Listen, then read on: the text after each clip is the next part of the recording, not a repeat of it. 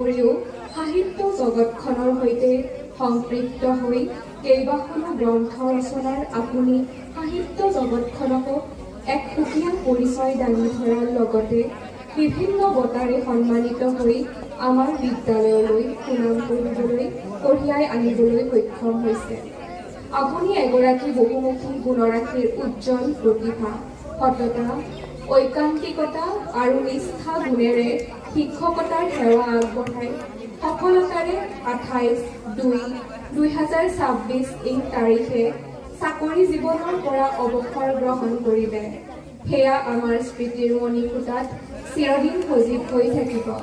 সেই মহান সুদীৰ্ঘ সময়জুৰি আৰু এই শিক্ষকজনক দেখিলেই তোমালোকে এই পৃষ্ঠাবোৰ যদি পঢ়িব পৰা ঠিক তেনেধৰণে এজন শিক্ষক হ'ব লাগে। আৰু সেই শিক্ষক হোৱাৰ কাৰণে মই চেষ্টা কৰি আছিলোঁ আৰু এতিয়াও চেষ্টা কৰি আছোঁ। গতিকে তেখেতে সুদীৰ্ঘ ইমান বছৰ শিক্ষকতাৰ লগত থাকি তেওঁৰ ঘৰলৈ গ'লে তোমালোকে কেতিয়াবা গম পাবা বা দেউতাৰ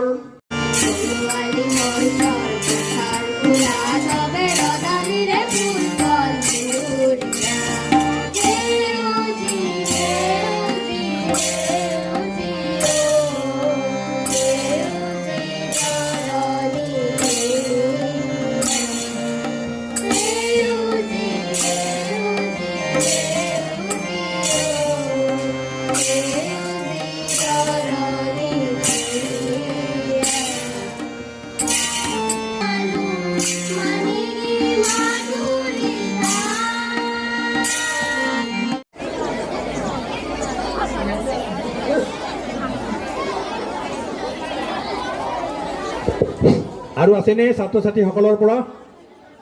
নাই ন? যদিও নাই, আমাৰ বিশেষসকল ইতিমধ্যে আমাৰ আজিৰ কাৰ্যসূচীৰ 3টা কাৰ্যসূচী আমাৰ সমাপন হৈ গ'ল।